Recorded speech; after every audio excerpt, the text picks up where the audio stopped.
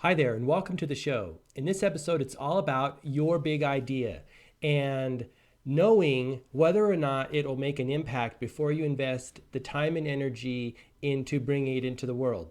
Now, having said that, I know that just as well as you know that an idea, in order to know whether it's going to make an impact, it has to be implemented. We have to execute on it. However, that takes time and money and energy, which are all resources that we have to conserve and use wisely. So I'm going to share with you 4 criteria that you can vet your idea before you even put the time and energy into it. And you can get a good sense of whether it might have the potential to make an impact.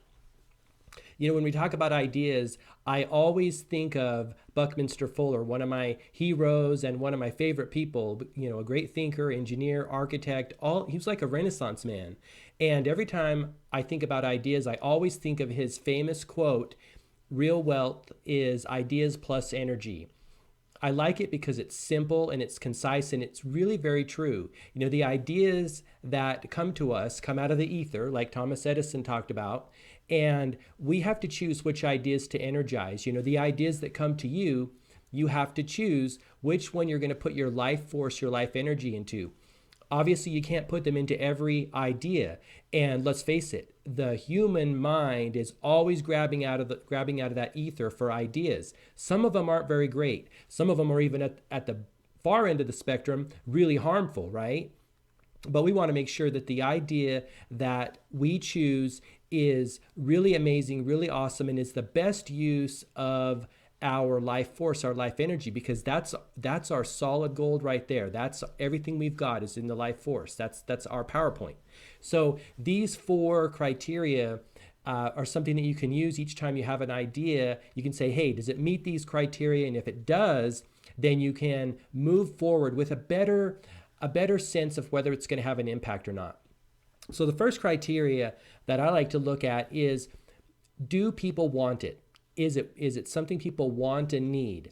Now, a lot of times, and I've fallen guilty to this myself, and I think it's a constant practice, is that we get an idea that is for whatever thing, right? And we say, well, this is a good idea. I'm going to bring it into the world. And we don't vet it with that first criteria of, is this something people want? Super, super critical.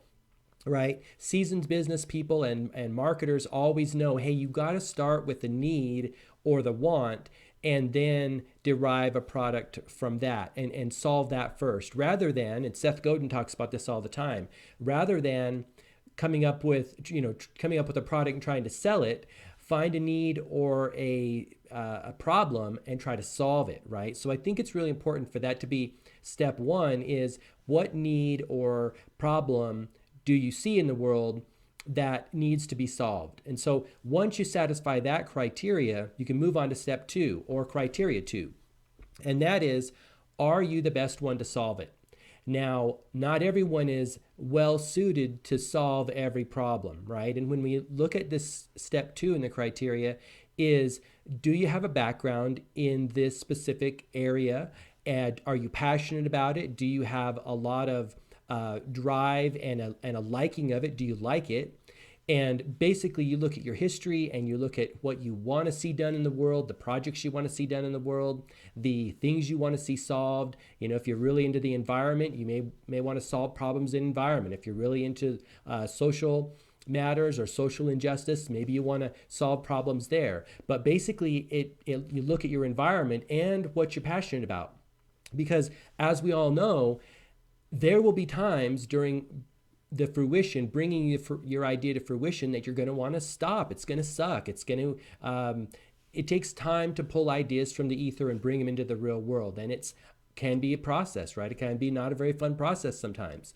So you want to make sure that that there's a strong enough liking of your idea and a strong enough passion for it that you don't get burned out. Because if you're not getting some meaning and some value from bringing your idea into the world, if you're just like a workhorse, bringing ideas in that aren't really aligned with who you are, what you think, how you do things in the world, that don't give you something back, then you're going to get burned out. We will all get burned out if we bring ideas into the world that aren't really for us, right? If the idea isn't giving you something back, then that idea is for someone else and they need to bring it into the world. Because in the very best scenario, I think that your idea energizes you as much as you energize it, right? When we're talking about energizing ideas and bringing them into the real world, you get something out of it every time you put work and effort and time into it, and the idea gets furthered along. So it becomes like a perpetual motion machine or a perpetual energy making machine, you and your idea in this symbiotic relationship coming into the world, right? Ideas need us to bring them into the world, and we need them in order to inspire us and push us forward. So that's number 2. Are you the right person to bring your idea in the world? And only you know that, right? This involves self-knowledge and introspection and looking at what you're really about, what drives you, what you're passionate about, what your purpose and you feel your purpose is here in the world. And it really has to do with trusting your gut, going with the little voice that's inside of your head. So that's criteria number 2. 3 is it the right time to bring your idea into the world? Now, the short answer for this, and the quick answer may be a little bit of a cop-out, but I'm going to say it anyway, is I believe it's always the right time to bring a good idea into the world. Now, having said that, could your idea be so far advanced that people would never be able to consciously wrap their mind around it? Absolutely, that's possible. But as a general rule, people that are in the world right now in our time share a lot of the same consciousness, right? And if you're just one of those persons that's so far advanced in your level of understanding and awareness, maybe all you need to do is not dumb down your idea at all, but package it in a way that someone with a very lower consciousness, like the rest of us, right, can get, right, if you're so far advanced. But I really do believe that if it's a good idea, human beings will come up to that level, right? Individuals push culture and society and humanity forward with their ideas. Radical ideas, rather than dumbing them down, we will rise to your level of idea. Let's just put it that way, right? So that puts a lot on you because you've got to explain it to the rest of us. If it's like a stellar good idea, you've got to explain it to the rest of us in a way we get, right? If you're so far advanced, if your idea is so far advanced, the most popular example of this was the touch iPhone, at least in recent history for most of us, was the touchscreen iPhone, or when the iPhone first came out, right? It's a total touchscreen. There were no buttons, totally far advanced. No one told Steve Jobs that I want a phone that doesn't have any buttons on it, that's totally touch. He and his team were pushing the boundaries and pushing the limits of creativity and what people want. And guess what? We all came up to that. We rose up to that idea. And so that's what you have to do if you're thinking of bringing an idea that's totally radical in, is package it in a way. And when I mean package it, I mean the marketing and the sales and the advertising in a way that people can really understand and help them realize that they want that idea, just like Steve Jobs did. So it can be a tall order, but I really do believe there's no bad ideas. There's only a bad explaining of the idea or implementing the idea into the marketplace.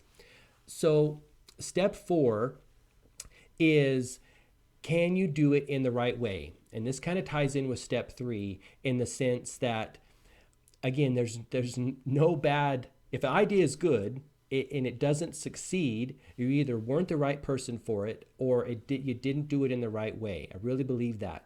And so the right way is delivering it to the market in the right fashion, because this comes into the marketing, this comes into the advertising, and again, explaining that idea into the marketplace. So let's go over the 4 steps again. So the first step is, do people want it? These are the steps to understanding whether your idea will make a big impact. Number 1 is, do people want it? Is there a need? Number 2 is, are you the right person to bring that idea into the world and energize it? Number 3 is it the right time to energize that idea? And again, it's always the right time. And number 4, can you energize your idea in the right way?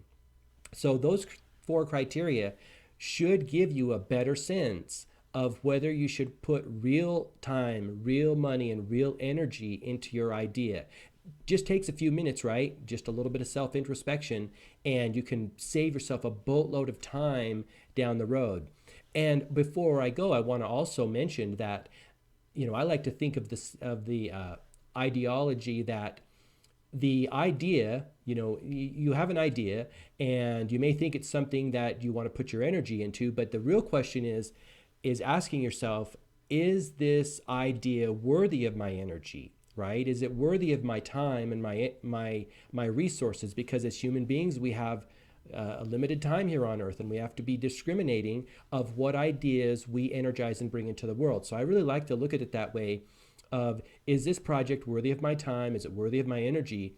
And it kind of flips the script, because otherwise every single project's worthy of your time, and that's just not true, right? Otherwise you think that, and it's just not true. So for the quote of the week, I'm going to be sharing a little passage from this book. Of course, Donnie Deutsch, is one of the kings of big ideas. He ran an advertising agency for many years, and he also was the host of the CNBC show, The Big Idea. And this is a great little book, all about how entrepreneurs can bring their big ideas into the world, and he kind of gives you structure and framework. But the quote slash passage of the week this week is going to be from this book. And he's talking about trusting your gut instinct when you have an idea, and that a lot of it comes from listening to that little voice inside of ourselves, the higher self, the wisdom within, the body knowledge, the soul knowledge. And here's what he says. He says, the same gut sense is important in business too. Yet so many people ignore the inner voice and end up trudging through their professional lives feeling unfulfilled instead of tuning into their hearts. They follow the cacophony of the chorus about what they're supposed to be doing, or what is most prestigious, or what is the safest path. Well, I have news for you. Prestigious jobs can be boring and soul-deadening, and the safest, most conventional route doesn't guarantee success, much less joy. So again, talking about listening to that little voice inside of ourselves and being somewhat of a contrarian in the world, and not just doing what everyone else is doing and what we're supposed to be doing. Because again, back to that notion, individuals who step outside of the norm, they're the ones who push our humanity forward and our culture forward. It doesn't really happen with like group consciousness or group think. It doesn't happen that way because everyone's thinking alike. There's no new ideas, no big radical changes. So stepping outside of that, listening to the inner voice that each of us came in with, you have an inner voice inside of you and are designed in a certain way to do certain things better than anyone else. And so it's really important to pay attention. Now, one of the guests he had on his show said this about trusting your gut. And here's what she said.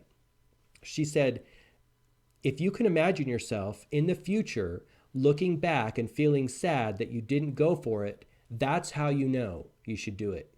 I like that. If you can imagine yourself in the future looking back and feeling sad you didn't go for it, that's how you know. And, many people have talked about this, right? Don't die with your music still inside of you. It's really important to share whatever is inside of you and push it into the world and make the world a better place. That's what we're all here for, is right, to do our work in the world to elevate consciousness and experience, enhance everyone's experience. So I hope that those 4 criteria give you a little bit of a test you can do very easily and quickly to vet your idea before you put real time and energy into it.